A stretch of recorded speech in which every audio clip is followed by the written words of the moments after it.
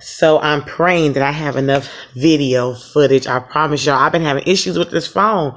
But anyway, today I'm coming on to talk about submission in relationships. Y'all, I'm telling you, the reason why I'm doing this video, I promise you guys, is because I was watching a video that someone had did, and I was going through the comments, you know, like how we do, go through the comments, and I was seeing some of the comments that some of the women were adding in.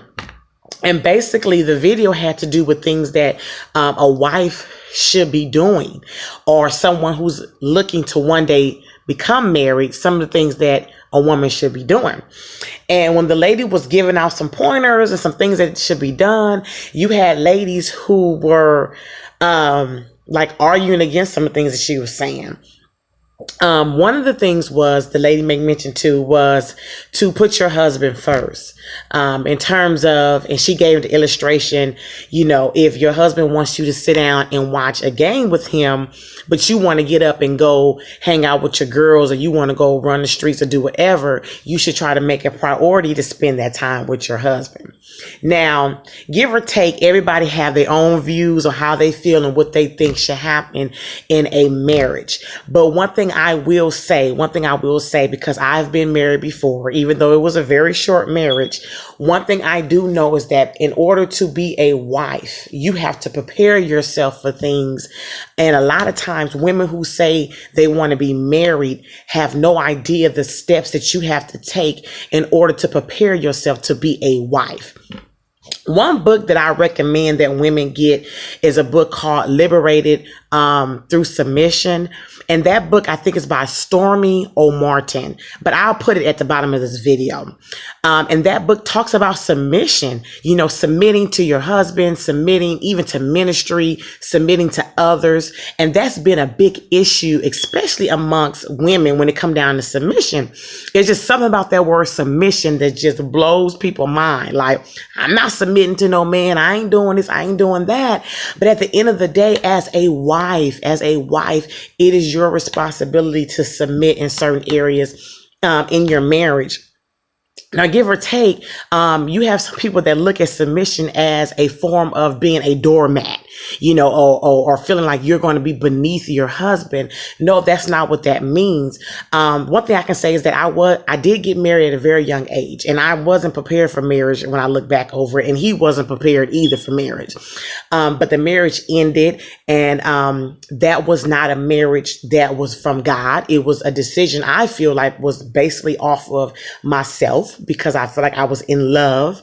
But now that I've been divorced and God has taken me through a process of purging, a process of restoration, a process of healing, I know now the steps that I have to take in order to be a wife, to be affectionate, to be able to give my husband affirmations, to be able to know who I am as a woman. During this season of singleness, I'm not only walking in what God has called me to do and be, but I'm also taking note to other people who are married, who have healthy relationships, who's been married for 50 years or more. And that's one thing I recommend that women do. You know, find you someone who has a healthy relationship, not someone who appears to have a healthy relationship, but someone who has been in a marriage for at least 10, 15 years or more. And you go and talk to them and ask them things that you should be doing as a wife, or if you're a male, for the male to ask questions, you know, what should I be doing as a husband? One thing I will say is that a lot of women will say they want to be married, but they don't even know what all you have to go through in a marriage. You have to constantly give up of yourself in a marriage. You're constantly sacrificing things. If you are in ministry, you have to go before the people in ministry and preach a word and be available to people in ministry. You have to be available for your kids when they need you. If they have extracurricular activities, you have to be there for your husband when your husband needs you. And you know what I mean when I say need you? In the bedroom, let's just be for real. When it comes down to cooking, keeping your house clean, you have to do all that. And on top of all of that, you have to still maintain your womanhood. You have to still maintain your identity. That is a lot of work. It's a lot of work. You have to be a praying wife. When everybody's in the bed sleeping, you're supposed to be up praying. You're supposed to be up making ways to make sure that your family is getting fed every day. You know, all of those things. You have to take care of your mental mindset. You have to try to at least keep your health together in regards to your food and things like that. So it's a lot of things that you have to do in order to be a wife.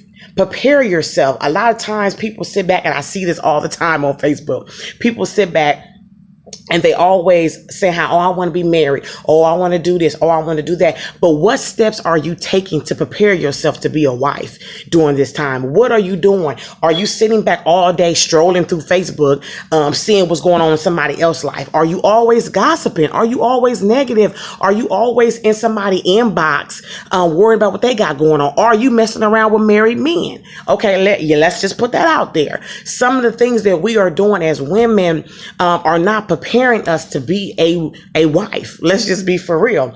One of the things that I decided to do personally was to not allow myself to date anyone for God to bring the person that he has for me, because I wasted a lot of time talking with guys and entertaining guys, and they were not looking for the same things that I was looking for. So you have to pray when you meet someone. You need to ask and pray and ask God, is this the person for me?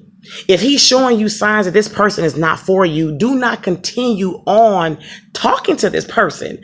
And a lot of people get upset when these guys leave them and they walk out on you. They walk out, but God showed you in the beginning that this man was not the person for you. So why are you continually on and on trying to pursue this man? Especially if he's married. Now, y'all know that is a no-go. You are not going to have a prosperous relationship if you're messing around with a married man. I'm sorry. I don't care what anyone say. That is just my opinion. And then it's biblically, okay? So I pray that we may start to change our mindset when it comes down to submission, okay? Read in the word what it says about submission. Actually understand your issues and what you're dealing with. If you're a controlling woman, if you are a woman that's manipulating and being deceiving, all of those things you have to sit down and take an account for and be responsible for. Okay. And God will lead you to the right man, to the right godly man for your life. Okay. Because I guarantee you, when you're made whole, you're going to meet another person who's made whole. But if you're coming here and there, talking about you want to be married, but you still sleeping around with Tom, Joe, and whoever else. You still entertaining all these different men, but you say you want a godly man. If God was to bring that godly man into your life, are you going to be prepared in this season to connect with this man? Are you in a place where you can say, you know what, I'm ready to be a wife? Is your credit together? Are you still out swiping these Macy cards like you losing your mind? I mean, all of those things we need to take into consideration. So please, I know you guys hate the word submission, but I promise you, let's really take into account what that word submission means, okay? Let's calm down. Let's really focus on what that word means. Let's take the focus off of him. God will do what's needed. And so I'm going to leave with this advice. Understand that as women, we have so much control over our situations in our relationships with men. We hold the key, okay? We hold the key to how our household flows. We hold the key. So I encourage you guys on today to not give up, to stay focused, to really sit back and reevaluate what you want in your life. And don't be scared of the S word, submission. You guys be great.